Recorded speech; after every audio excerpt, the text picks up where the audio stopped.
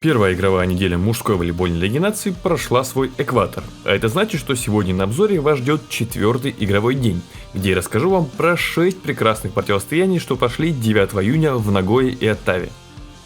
Но это, безусловно, после того, как вы поставите лайк и подпишитесь на канал, а то тут вновь решил активизироваться и продолжить свой путь к 100 тысячам подписчиков. А без вашей поддержки тут никак не справиться. Так что с вас лайк, подписка и погнали! Открывает список матчей принципиальнейшее противостояние между Аргентиной и Бразилией. Две горячие южноамериканские команды были просто обязаны подарить нам жаркий, энергичный волейбол, и с этой задачей они прекрасным образом справились. Забегая вперед, отмечу, что первые 4 сета прошли с зеркальным счетом. Если одна команда побеждает 25-19, то вторая отвечает в следующем игровом отрезке счетом 19-25. Третий и четвертый сет закончились со счетом 25-23 и 23-25 соответственно. А это говорило нам лишь о том, что это сражение было действительно равных команд. Но ничьи в соревновательном волейболе быть не может, так что в пятом сете команды были просто обязаны выявить победителя этого матча. Аргентина чуть лучше проявила себя на блоке, Бразилия была более агрессивна на подаче, да и в целом бразильцы проводили больше рискованных действий в атаке, что, похоже, и стало главным ключом к успеху. Аргентинцы были более академичны, меньше ошибались, принимали меньше авантюрных решений. Но эта страсть и по-хорошему агрессивная игра от Бразилии сперва им чуть не позволила вырвать третий сет со счета 23-16, а затем уже позволила взять верх на тай-брейке.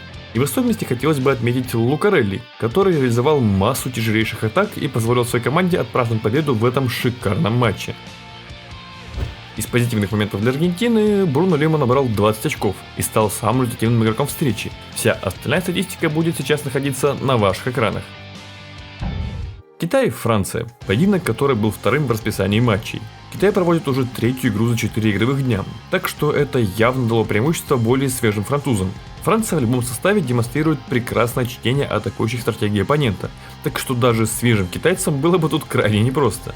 А с учетом, что все уже прекрасно понимают, что атака азиатов держится лишь на двух джангах, то создать максимально тяжелые условия для их существования было не так уж и сложно. Особым вниманием Франция окружила Дженина. Скорее всего из-за того, что диагональный китайцев еще ни разу на этом турнире не смог выдать эффективность выше 50%.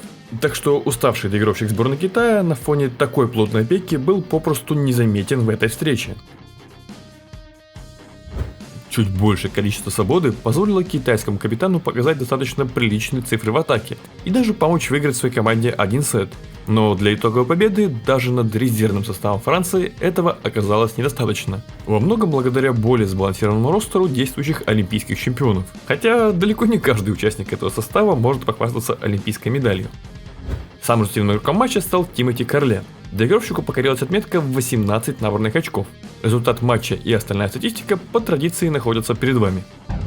В следующем матче игрового дня принимала участие Болгария, которая, как и Китай, играла третий матч за 4 дня. Правда, им противостояла Польша, которая и вовсе выходит на площадку в третий день подряд. Хотя, учитывая глубину скамейки этой национальной сборной, то вряд ли поляки сильно расстроены данным фактом. И порой создается такое впечатление, что они специально проводят матчи по 5 сетов, чтобы все точно успели поиграть. Отличительной чертой Польши в первых матчах Лиги Наций можно указать то, что они не очень уверенно чувствуют себя в концовках. Поэтому они не готовы быстро закрыть игровые отрезки, которые по сути находятся уже у них в руках. Так они отдали Болгарии первый сет и чудесным образом чуть не отдали и четвертый. Но снова ряд замен позволил успокоить игру, и более свежие польские игроки все же смогли довести дело до третьей подряд победы в рамках текущего турнира. Болгарам тоже нужно отдать должное. В этом сезоне они уже вряд ли будут мальчиками для битья. А если Цветан Соколов все-таки наденет майку сборной во время Лиги Наций, то шансы на хорошее выступление повысятся в разы, потому что именно мощного и стабильного диагонального на данном этапе Болгарии и не хватает. Артур Шалпук снова становится важной деталью в победном механизме Польши, а набрав 19 очков, он также стал самым результативным игроком этого матча. Чем отметились другие участники этого поединка, вы можете увидеть в данном протоколе. Вторую порцию матчей открывало противостояние Японии и Сербии. Поединок получился крайне насыщенным на красивые розыгрыши. Японцы при полных трибунах всегда демонстрируют что-то невообразимое в защите, и все, кто смотрели данный матч, имели возможность насладиться этой красотой в очередной раз. Как обычно, жду зарубу между Францией и Японией в основных составах. В столкновении двух лучших защитных сборных мира всегда найдется место для красочного и вариативного волейбола. При всем этом Сербия показала высокий уровень игры. Лубич, реализовав 100% своих атак на пару с Перичем, привел свою команду к победе в первом сете. Вроде и получилось у сербов мощно начать второй игровой отрезок, но закрепить свое преимущество они не смогли. И дальше с постепенно снижающейся эффективностью Дражина инициатива полностью перебралась в руки хозяев. Этому в большой степени способствовал другой диагональный, но уже японской сборной. Юджи Нишида по-прежнему находился в поисках своей лучшей подачи, продолжая достаточно много ошибаться в этом элементе. Но зато к его атаке вопросов нет абсолютно никаких. Практически 70% эффективности ярко свидетельствуют об этом. Так что осталось только решить вопрос с подачей, и Япония будет готова бороться за самые высокие места. Потому что Ран Такахаши свою скромную атакующую эффективность в этом матче исправил и регулярно приносил своей команде набранные очки. Лидером в вопросе результативности в этом поединке стал Юджи Нишида, его 24 очка. Вся остальная статистика сейчас находится на экранах ваших устройств. Так, у нас осталось еще два поединка, про которые мы с вами так и не поговорили. И первым стал матч между Нидерландами и Германией. Оранжевые по всем показателям были сильнее своего оппонента. В особенности сильным оказалось преимущество на подаче, где подопечные Роберто Пиаццо выполнили 8 эйсов, а у соперника не набралось даже одного очка. И даже скромная по меркам Немира игра не помешала Нидерландам одержать уверенную победу, потому что вновь отличную игру продемонстрировал Мартен ван Гардерен, который второй матч подряд набирает 4 очка на блоке и на данный момент делит третью строчку в списке лучших блокирующих Лиги Наций. Все, к чему были близки немцы, так это к победе во втором сете, где они имели аж 5 сетболов, но не сумев реализовать хотя бы один из них, они остались даже без локальных побед в этом поединке. Ван Гардерен, набрав 21 очко, уверенно забирает ачивку самого результативного игрока матча себе. Если вам интересно, чем отметились другие участники данной встречи, то вся статистика находится сейчас перед вами.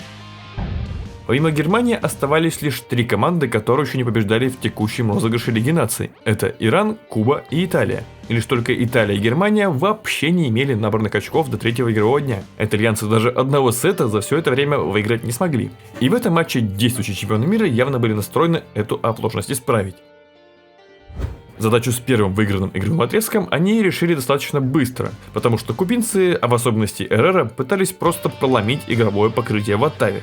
Только вот получалось сломать покрытие лишь со своей стороны, потому что каждый раз их атаки находили руки итальянских блокирующих, и 5 из 8 общекомандных блоков за весь матч Италия реализовала еще в первом сете.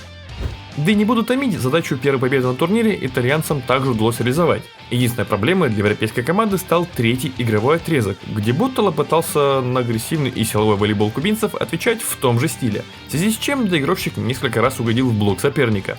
Но как только Матья стал демонстрировать более активное нападение, то тут же Италия вернула свое комфортное игровое преимущество и довела дело до заслуженной победы. Юрий Романо после провала в предыдущем матче в этом поединке становится в один ряд с Боттало, с которым он поделил звание самого результативного игрока матча. Чем в плане статистики запомнился последний матч игрового дня, вы можете увидеть в этом протоколе. Прошло 4 дня, а я по-прежнему выпускаю видео. Фантастика какая-то. Да, пускай видео набирают не так много просмотров, но ваша активность в виде лайков и комментариев, безусловно, поддерживает мою внутреннюю мотивацию. Так что если хотите, чтобы я продолжал, то ни в коем случае не останавливайтесь и вы. Как только закончится первая игровая неделя, то доделаю разбор техники Мэтта Андерсона. Так что, кто следит за каналом только из-за этой рубрики, то не расстраивайтесь, скоро порадую и вас. Ну а с вами, как обычно, был Николай Иванов. Любите то, что вы делаете, и все у вас обязательно получится. Скоро увидимся. Пока.